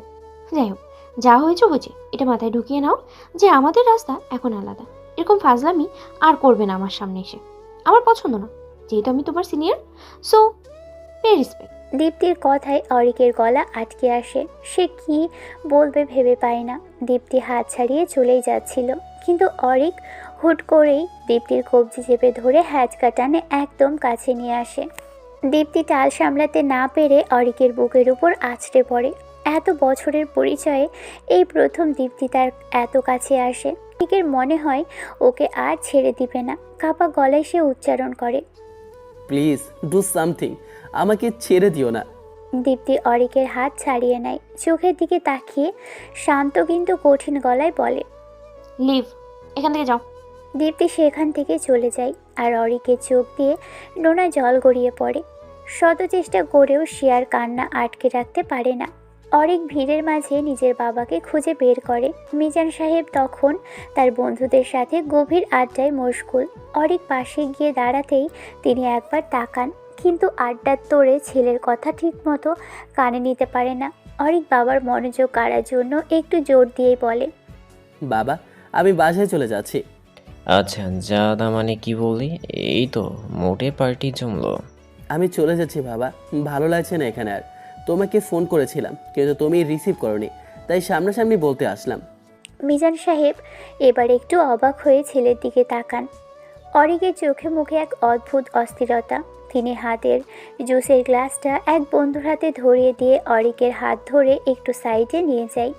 অরিক, তোমার কিছু কি হয়েছে বাবা? শরীর খারাপ লাগছে? মানে? তোমার চোখ মুখের এই অবস্থা কেন? কি হয়েছে ভিতরে? অপরিচিত কেউ এখন তোমাকে দেখলে নির্ঘাত ভাববে তুমি নেশা করেছো। বাবার কথায় অরিক একবার ভাবে কিছু হয়নি বলে এড়িয়ে যাবে, কিন্তু পরক্ষণে মনের ভিতর জমে থাকা হাহাকারটা তাকে অস্থির করে তোলে। সে গম্ভীর হয়ে বলে, হ্যাঁ বাবা, কিছু একটা হয়েছে, কিন্তু সেটা এখানে বলা যাবে না। অনেক মানুষের ভিড় এখানে। আমি বাড়ি চলে যাচ্ছি, তুমি বাসায় ফেলে আমার সাথে দেখা করো। তোমার সাথে আমার খুব জরুরি কথা আছে। বলেই অরিক সেখান থেকে দ্রুত পায়ে বেরিয়ে আসে। সে নিশ্চিত মিজান সাহেব এখন চরম বিভ্রান্তিতে পড়ে গেছেন। যতক্ষণ না তিনি জানতে পারবেন সেই জরুরি কথাটা আসলে কী, ততক্ষণ তিনি আর আড্ডায় মন দিতে পারবেন না। বাইরে বেরিয়ে অরিক এক দোকান থেকে খাবার চেক আউট নিয়ে বাসায় ফেরে। মনে দুঃখ থাকলেও পেটকে কষ্ট দেওয়ার কোনো মানেই হয় না। বাসায় এসে সে শান্ত হয়ে খেয়ে নেয়। অরিকের ধারণা ছিল বাবা পার্টি শেষ হওয়ার আগেই ফিরে আসবেন। সে অধীর আগ্রহে অপেক্ষা করতে থাকে। এই অবসর সময়ে বারবার তার মনে হয় আজ বুঝি তার অঙ্কুরিত ভালোবাসা জীবন্ত কবর হয়ে গেল। ভালোবাসা যে এত যন্ত্রণার হতে পারে তা সে আগে কখনো অনুভব করেনি। অরিকের অনুমানই ঠিক হয়। ঘণ্টা দুয়েকের মধ্যেই মিজান সাহেব বাসায় ফিরে সোজা অরিকের ঘরে আসে। অরিক তখন বিছানায় গা এলিয়ে দিয়েছে। বল, কি এমন জরুরি কথা যে ওভাবে মাঝপথে চলে এলি? আগে ফ্রেশ হয়ে আসো, তারপর বলবো, না হলে একটা শব্দ মুখ দিয়ে বের করবো না। উফ অরিক, এত সাসপেন্স আর ভালো লাগে না, বলবি তো বল। বাবাকে এভাবে অস্থির আর কৌতূহলী অবস্থায় দেখতে অরিকের বেশ ভালো লাগে। সে হালকা হেসে বাবার ফ্রেশ হয়ে আসার অপেক্ষা করতে থাকে। একটু পরেই মিজান সাহেব পোশাক বদলে অরিকের কাছে এসে বসে। এখন বলো, কি সেই জরুরি কথা? কেন ওভাবে পাগলের মতো চলে এলে? মাকে কি দুটো কফি দিতে বলতে পারবে? কফি খেতে খেতে কথা বলি। মিজান সাহেব বিরক্ত হলেও মেয়ের আবদারের মতো কফি আনতে যান। কিছুক্ষণ পর 2 মগ কফি নিয়ে তিনি বারান্দায় আসেন। সেখানেই অরিক আগে থেকেই অপেক্ষা করছিল। অরিক কফির মগে একটা চুমুক দিয়ে মনে মনে ভাবে চিনিটা একটু কমই হয়েছে। এবার বলো, আমি শুনছি। বাবা, আমি দীপ্তিকে পছন্দ করি, ওকে আমি বিয়ে করতে চাই। মিজান সাহেব কফির মগটা মুখে তুলতেই যাচ্ছিল। অরিকের কথা শুনে তার হাত মাঝপথেই থমকে যায়। তিনি অবিশ্বাসের দৃষ্টিতে ছেলের দিকে তাকান। দীপ্তিকে হঠাৎ এই কথা কেন বলছো? আজকে যার এঙ্গেজমেন্ট পার্টিতে গেলে সেই দীপ্তির কথা বলছি। আমি তাকেই বিয়ে করতে চাই। তোমার কি মাথা নষ্ট হয়ে গেছে অরিক? রাত বিরতে এসব কি ফাজলামি শুরু করলে?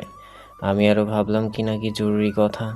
বাবা, এটাই আমার জীবনের সবচেয়ে জরুরি কথা, আর আমি ওকেই চাই, ব্যাস।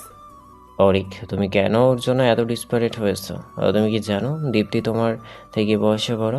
আমাদের সমাজের নিয়ম জানো তো? উফ বাবা, আমি জানি, সব জেনে শুনেই বলছি। ওকেই আমার চাই। তুমি ব্যবস্থা করো, ওদের বাসায় গিয়ে বিয়ের প্রস্তাব দাও। অরিকের মেজাজ এখন তুঙ্গে। এত সোজাসাপটা কথার পিছনে এত যুক্তিতর্কের কি আছে সে বুঝতে পারে না। মিজান সাহেব কপালে হাত দিয়ে কিছুক্ষণ চুপ করে থেকে বলেন, তুমি আগে বলো, ওকে তুমি কিভাবে চেনো? কোথায় আলাপ তোমাদের? বাবা, ও আমার ভার্সিটিতেই পড়ে, আমার সিনিয়র। ওর সাথে আমার অনেক দিনের বন্ধুত্ব, কিন্তু এখন আর ওই বন্ধুত্ব আমি বুঝি না। আমি ওকে ভালোবেসে ফেলেছি বাবা। আগে কেন বুঝতে পারিনি জানি না, কিন্তু আজ ওকে অন্য কারো হতে দেখে আমার বুকটা ফেটে যাচ্ছে। তুমি কি বুঝতে পারছো তুমি কি বলছো? সবেমাত্র অনার্স 3য় বর্ষে পড়ছো, পড়াশোনা শেষ করোনি, ক্যারিয়ার নেই, এখনই বিয়ে করতে পাগল হয়েছো যে? খাওয়াবে কি বউকে? কেন, তুমিই না বলেছিলে আমাকে কোম্পানি হ্যান্ড ওভার করবে, ফাইনালসের আগেই ম্যানেজিং ডাইরেক্টর করবে, তো আমার বইয়ের কি খাওয়ার অভাব হবে? কিন্তু তুমি তো বলেছিলে তুমি এসবে ইন্টারেস্ট নাও। এখন ইন্টারেস্টেড হয়ে গেছি, সমস্যা কোথায়? বাবার টাকার গরম দেখাচ্ছ ইয়াং ম্যান, বেশি কনফিডেন্স দেখিয়ে ফেলছো না তো? বাবা দেখো, তোমার সব কথা আমি মেনে নিতে রাজি। আমি কোম্পানির সব দায়িত্ব নিতে প্রস্তুত, কিন্তু আমি চাই না ওর বিয়ে অন্য কোথাও হোক। আর আমাদের যা সম্পদ আছে তাতে আমি ম্যানেজিং ডাইরেক্টর না হলেও আমার বউ বাচ্চা অনায়াসে রাজার হালে খেয়ে পড়ে বাঁচতে পারবে। মিজান সাহেব দীর্ঘশ্বাস ফেলে ছেলের দিকে তাকায়। অরিকের চোখে আজ এক অদ্ভুত জেদ। তুমি বয়সে এখনো অনেক ছোট অরিক, তাছাড়া ওর এঙ্গেজমেন্ট হয়ে গেছে। এখন এসবের আশা ছেড়ে দাও, এটা সামাজিকভাবে অসম্ভব। আমি ওকে ভালোবাসি বাবা, এটা অসম্ভব হতে পারে না। এঙ্গেজমেন্ট হওয়ার আগেও বললে হয়তো আমি কিছু ভেবে দেখতাম, কিন্তু এখন সত্যিই আমার কিছু করার নেই। এখন তুমি শুধু আল্লাহর কাছে দোয়া করো, যদি কোনো মিরাক্কেল হয় বা কোনো সুযোগ পাও। আমার পক্ষ থেকে আপাতত আর কিছু করার নেই। বাবার কথায় অমত হওয়ার কিছু নেই, তিনি বাস্তব কথাটাই বলেছেন। অরিক আর কিছুই বলে না। মিজান সাহেব ঘর থেকে বেরিয়ে যান। অরিক একা বারান্দায় দাঁড়িয়ে আকাশের দিকে তাকিয়ে থাকে। সে নিজেও বুঝতে পারে না দীপ্তির প্রতি এই তীব্র টান বা অবসেশন কিভাবে হুট করে এলো, কিন্তু এখন ওকে ছাড়া সে আর কিছুই ভাবতে পারছে না। এতদিন কথা না বলে সে ভেবেছিল সব সহজ হয়ে যাবে, কিন্তু আজ সব পাল্টে গেছে। সব ঠিক হলে সে নিজেই দীপ্তিকে মনের কথা জানাতে চেয়েছিল, কিন্তু এই সিনিয়র আপু যে এত দ্রুত অন্য কারো হয়ে যাবে তা সে ভাবতেও পারেনি। অরিক এখন বাবার কথা মতোই আল্লাহর কাছে সাহায্য চাই। তার এখন শুধু একটা সুযোগের প্রয়োজন। মনে মনে প্রতিজ্ঞা করে, সুযোগ যদি একবার পাই তবে আগের মতো বোকামি করে দীপ্তিকে আর কখনোই হারাবে না। দীপ্তিকে তার জীবনে বড়ই বেশি প্রয়োজন। দীপ্তির বিয়ের আর মাত্র কয়েকটা দিন বাকি। গতকাল ইসমাইল আঙ্কেল নিজে এসে বিয়ের কার্ড দিয়ে গেছেন। তিনি অরিকের কাছে জেনেছেন যে তারা পূর্ব পরিচিত, তাই বেশ কিছুক্ষণ অরিকের সাথে গল্পও করে গেছেন। এদিকে অরিকের প্রেমিক মন ক্রমশ দুর্বল হয়ে পড়ছে। সে আশাহীন হয়ে পড়ছে, কিছুতেই কোনো কাজে মন বসাতে পারছে না। পড়াশুনো তো লাটে উঠেছে সেই কবেই, এক সেকেন্ডের জন্যও বই নিয়ে বসতে ইচ্ছে করে না তার। অরিকের এই পরিবর্তন বাড়ির সবার চোখে পড়ে। বাবা মিজান সাহেব এখন অরিকের ব্যাপারে বেশ সচেতন। তিনি রোজ নিয়ম করে অরিকের সাথে ঘণ্টাখানেক সময় দিয়ে গল্প করেন। হয়তো ছেলের মানসিক অবস্থা নিয়ে তিনি শঙ্কায় আছেন। অরিক বাবার এই রোজ আসার কারণ বুঝতে পারে, কিন্তু কিছুই বলে না। তার বরং ভালোই লাগে। এই দিনগুলোর মধ্যেও অরিক দীপ্তির সাথে যোগাযোগ করার চেষ্টা করে। অনেকটা নির্লজ্জের মতো সে দীপ্তির সামনে নিজেকে উপস্থাপন করে, কিন্তু দীপ্তি তার রুক্ষ খোলস থেকে বের হয় না। হয়তো পরিস্থিতি অনুকূলে নেই, জেনেই সে নিজেকে আটকে রাখে। হয়তো এই কারণেই সে নির্দয়ভাবে প্রতিবার অরিককে নাকচ করে দেয়। দীপ্তির বিয়ে ঠিক 2 দিন আগে সকাল সকাল মিজান সাহেব সবাইকে নিয়ে ডাইনিং টেবিলে বসেছে ব্রেকফাস্টের জন্য। ইদানিং তিনি সব পরিবারে নাস্তা করার একটা নিয়ম করেছে। সবাই নাস্তা করছে, অরিকও মুখ নিচু করে শুকনো রুটি চিবোচ্ছে। এমন সময় মিজান সাহেবের ফোন বেজে ওঠে। অরিকরা শুধু বাবার কথাই শুনতে পায়। খুব অল্প সময়েই ফোনের কথা শেষ হয়ে যায়। ফোন রাখার পর মিজান সাহেবকে কিছুটা অবাক এবং চিন্তিত মনে হয়। মাজিদা বেগম কৌতূহল নিয়ে জিজ্ঞেস করেন, কে ফোন করলো? কোনো সমস্যা হয়েছে নাকি? ইসমাইল সাহেব ফোন করেছিল। কি বললেন তিনি? কোনো বিপদ হয়েছে? ওনার মেয়ের বিয়েতে আমাদের দাওয়াত দিয়ে গেল না কিছুদিন আগে। আসলে বিয়েটা আর হচ্ছে না, বিয়েটা ভেঙে গেছে। বাবার কথা শুনে টেবিলের সবাই একদম স্তব্ধ হয়ে যায়। অরিকের বুকের ভিতর এক অদ্ভুত কম্পন শুরু হয়। সে প্রবল আগ্রহ নিয়ে জিজ্ঞেস করে, 2 দিন আগে বিয়ে ভেঙে গেল, কোনো সমস্যা হয়েছে বাবা? সমস্যা না হলে কি আর এত বড় আয়োজন ভাঙে? নিশ্চয়ই কোনো বড় কারণ আছে।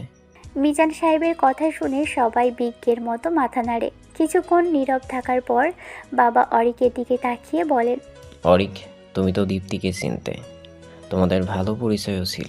তুমি কি ওদের সাথে একবার দেখা করতে চাও? বন্ধু হিসেবে তোমার ওর এমন দুঃসময়ে পাশে থাকা উচিত, বা পাশে যাওয়া উচিত। অরিক বাবার কথা নিয়ে ভাবে, আসলেই তো এটা তার জন্য একটা বড় সুযোগ হতে পারে। সুযোগ না হলেও দীপ্তি তো তার বন্ধু। তাদের কত শত ভালো মুহূর্ত আছে, কতভাবেই দীপ্তি তাকে সাহায্য করেছে। তার বিপরীত সময়ে, তার খারাপ সময়ে পাশে দাঁড়ানো অরিকের নৈতিক দায়িত্ব। অরিককে চুপ থাকতে দেখে বাবা আবার বলেন, তুমি চাইলে আমরা খাওয়ার পরই রওনা দিতে পারি। বাবা আবার খাবারে মন দেয়। অরিক কিছুক্ষণ চুপচাপ ভেবে সিদ্ধান্ত নেয়, গিয়ে দেখা যাক কি হয়। আচ্ছা বাবা, আমি যাব।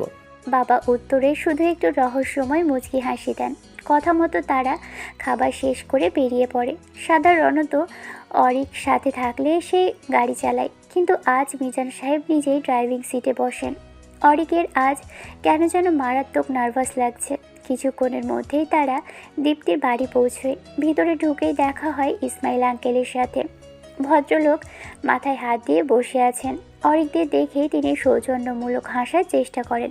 বাবা মিজান সাহেবেরই টুকটাক কথা বলছেন। ওনার কথা শুনে বোঝা যায় ইসমাইল সাহেবের অবস্থা একদম ভেঙে পড়েছেন।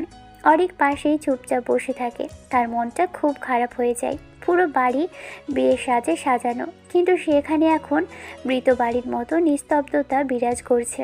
অরিককে চুপ থাকতে দেখে ইসমাইল আঙ্কেল নিজেই বলেন, দীপ্তির সাথে গিয়ে দেখা করে এসো বাবা, ওর ভালো লাগবে। সকাল থেকে ও ঘরেই একা বসে আছে। অরিক ওনার কথায় সায় দিলে তিনি একটা ছোট বাচ্চাকে বলেন অরিককে দীপ্তির ঘরে নিয়ে যেতে। অরিক সেই পিচির পিছু পিছু দীপ্তির ঘরের দরজার সামনে পৌঁছয়। পিচিটা তাকে দরজার সামনে রেখে পালানোর উপক্রম করে। অরিক তাকে পাকড়াও করে জিজ্ঞেস করে, কি হলো, আমার সাথে ভেতরে যাবে না? না বাবা, আপু সবাইকে বকে দিয়েছে, বলেছে এরপর আর কেউ ঘরে গেলে বা বিরক্ত করলে খুব মারবে, আমি যাব না। পিচিটা চোখে মুখে আতঙ্ক নিয়ে দৌড়ে পালায়। অরিকও কিছুটা ভয় নিয়ে দরজায় নক করে। ভিতর থেকে কোনো সাড়া না আসায় সে একটু জোরে ধাক্কা দেয় এবং দেখে দরজাটা হালকা খোলা। মনে মনে কৌতূহল নিয়ে সে পা টিপে টিপে ভিতরে ঢোকে। চারপাশটা ড্যাপ ড্যাপ করে দেখতে থাকে সে। জানালায় ভারী পর্দা টানা থাকায় রুমটা আবছা অন্ধকারে ডুবে আছে। পর্দার ফাঁক দিয়ে আসার সামান্য আলোয় অরিক দীপ্তিকে খোঁজে। বাথরুমের দরজা বাহিরে থেকে বন্ধ দেখে সে নিশ্চিত হয় দীপ্তি রুমেই আছে। অরিকের চোখ বিছানায় গিয়ে পড়ে। সেখানে দীপ্তি গুটিসুটি মেরে শুয়ে আছে। কাছে গিয়ে অরিক বুঝতে পারে সে গভীর ঘুমে আচ্ছন্ন। দীপ্তির গাল আর নাক কেমন তেলতেলে হয়ে আছে। সে বড় বড় শ্বাস তুলছে। অরিক ভাবে, ইস, কি আরামের ঘুম। কিন্তু তার খুব ইচ্ছে করে এই ঘুমটা ভেঙে দিতে। যেমন ভাবা তেমন কাজ। সে দীপ্তির বাহুতে হাত রেখে জোরে ঝাঁকুনি দিয়ে চেঁচিয়ে ওঠে, দীপ্তি, দীপ্তি, এই দীপ্তি, ওঠো ওঠো, কি হচ্ছে এসব? সাথে সাথেই দীপ্তি ধরফড়িয়ে ওঠে। কে কে কে কি হয়েছে? দীপ্তি এমনভাবে চমকে ওঠে যেন সে ভূত দেখেছে। ওর এই অপ্রস্তুত অবস্থা দেখে অরিক নিজেকে ধরে রাখতে পারে না। সে হো হো করে হেসে ওঠে। দীপ্তি অবিশ্বাসের দৃষ্টিতে অরিকের দিকে তাকিয়ে থাকে। সে দ্রুত হাত বাড়িয়ে বেডসাইড ল্যাম্পটা জ্বালায়। তুই আমার ঘরে কি করছিস? হয়তো দীপ্তি আগে বেশ কান্নাকাটি করেছে, নয়তো কাঁচা ঘুম ভেঙেছে বলেই ওর চোখ জোড়া একদম লাল হয়ে আছে। অরিকের হাসি দেখে দীপ্তি ল্যাম্পের আলোতে ওর দিকে কড়া চোখে তাকায়। অরিকের উপস্থিতিতে সে বেশ বিরক্ত। কেমন আছো? সরি, তোমার রাজকীয় ঘুমটা ভাঙিয়ে দিলাম। আমি ঘুমাচ্ছি আর তুই সুযোগ পেয়ে আমার ঘরে ঢুকে পড়েছিস? আস্তে তো পারফেক্ট তুই। জি না ম্যাডাম, তোমার ঘরে ঢুকতে আমার আবার সুযোগের অপেক্ষা করতে হবে কেন? আমি তো তোমার আপনজন। কেন, আপনার কাছে কি আমার ঘরে ঢোকার কোনো সরকারি সনদ আছে, নাকি দলিল করে নিয়েছো ঘরটা? আছে, সময় হলেই দেখাবো। যাই হোক, যে জন্য এসেছে, বাইরে যা শুনলাম তা কি সত্যি? মানে তোমার বিয়েটা কি সত্যিই ভেঙে গেছে? হ্যাঁ তো, এখন কি সিম্পাতি দেখে এসেছো নাকি নাকি মজা নিতে এসেছো? দেখো অরিক, যাই হোক আমার ঘরের বাইরে গিয়ে করো। এসব ফালতু কথার সময় নেই আমার কাছে। লিভ। ওয়েল, যেহেতু বিয়েটা হচ্ছেই না, তাহলে তো আর কোনো বড় সমস্যা নেই। আমি তোমাকে বিয়ে করতে চাই। এই প্রেম প্রেম খেলা বাদ দাও, আমি সোজা তোমার সাথে সংসার করতে চাই। দীপ্তি অবিশ্বাসের দৃষ্টিতে অরিকের দিকে তাকিয়ে থাকে। পাগল হয়ে গেছো তুমি? একটা বিয়ে ভেঙেছে বলে আমি কি অথৈ নদীতে পড়ে গেছি যে জাত তার করুণা গ্রহণ করব? গেট লস্ট অরিক, এই ব্যাপারে আমি আর কোনো কথা শুনতে চাই না। আজব তো, কখনো কি নিজের এই বিশাল দেমাগটা সাইডে রেখে একটু শান্ত হয়ে ভাবতে পারো না? আমি তোমাকে ভালোবেসে মরে যাচ্ছি, সুযোগ পেয়ে তোমাকে নিজের করে নিতে চাইছি, আর তোমার কাছে এটাকে করুণা মনে হচ্ছে? You are sick Dipti. Yes I am. এবার কি তুমি আমার ঘর থেকে বের হয়ে যাবে? আর কোনো কথা না বাড়িয়ে দীপ্তি অরিককে প্রায় ধাক্কা দিয়েই ঘর থেকে বের করে দেয়। এমন সরাসরি প্রত্যাখ্যান পেয়ে অরিকের খুব কষ্ট হয়, সাথে জেদ আর রাগও হয়। সে সিদ্ধান্ত নেয় আর এক মুহূর্তও এখানে থাকবে না। কিন্তু নিচে বাবার কাছে আসতেই মিরাজ সাহেব বলেন, অরিক, তুমি একা বাসায় চলে যাও। আমি ইসমাইল সাহেবের সাথে আরও কিছুক্ষণ থাকবো। ওনার এখন সময় দরকার। অরিক আর কিছু না বলে গটগট করে ওদের বাড়ি থেকে বেরিয়ে আসে। সাজানো গোছানো পরিপাটি একটা স্টেজে অরিক বসে আছে। উজ্জ্বল আলোর ঝলকানিতে চোখ ধাঁধিয়ে যায় তার। সেই তখন থেকেই ফটোগ্রাফাররা ওর ছবি তুলছে, আর সে মনের সুখে পোজ দিয়ে হাসছে। বেশ একটা সেলিব্রিটি ফিল পাচ্ছে সে। কিছুক্ষণ বাদেই মিজান সাহেব আরও কিছু লোক নিয়ে অরিককে একটা নির্দিষ্ট আসনে বসিয়ে দেন। সামনেই ফুলের মালা দিয়ে তৈরি করা একটা সুন্দর পর্দা। সে পর্দার ওপাশেই দীপ্তি বসে আছে। পুরো সিনেমাটিক একটা ব্যাপার। মালার ফাঁক দিয়ে দীপ্তিকে দেখতে অরিকের কাছে আজ অপূর্ব লাগছে।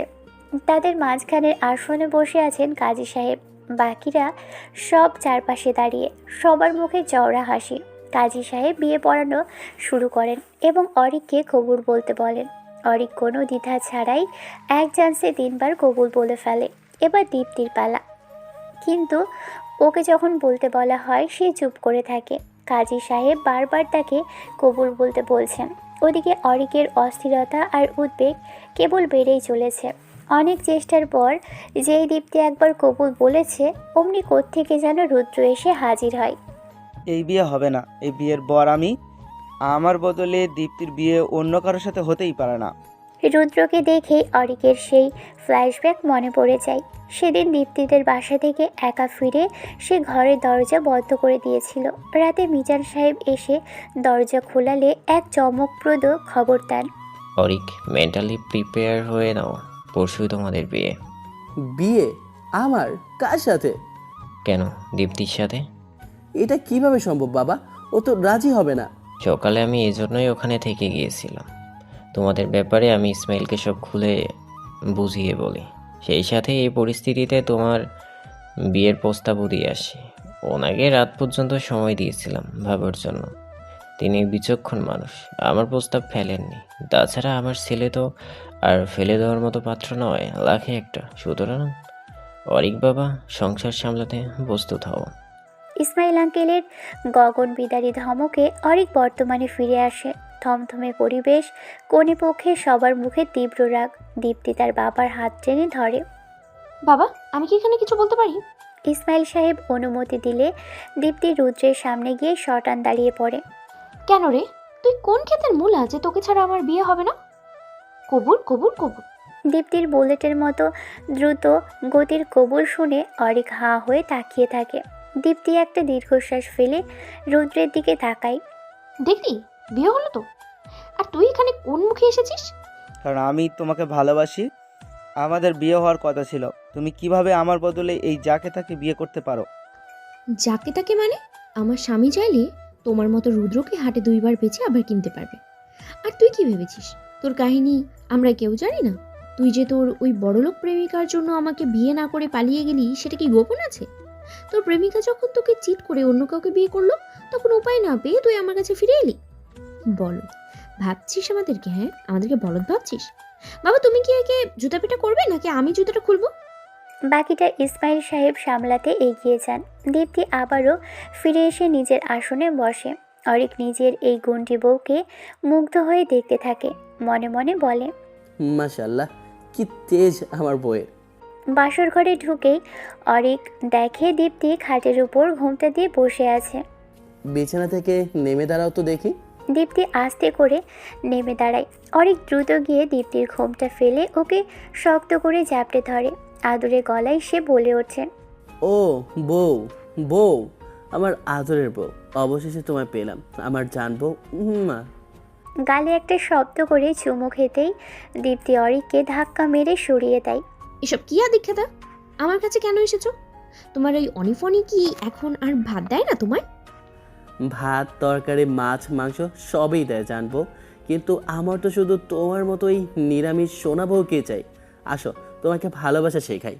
দীপ্তি কিছু বলতে যাওয়ার আগেই অরিক আবারও ওকে জাপটে ধরে ঠোঁট নিজে দখলে নিয়ে নেয়। এত অভিমানী আর বিদ্রোহী কথা শোনার সময় এখন অরিকের নেই। দীপ্তি যা ইচ্ছে বলুক, তাতে কিছুই যায় আসে না। দীপ্তি যে এখন ওর বউ, এটাই সবচেয়ে বড় সত্য। আর এই নিরামিষকে অরিক একদিন আমিষ বানিয়েই ছাড়বে।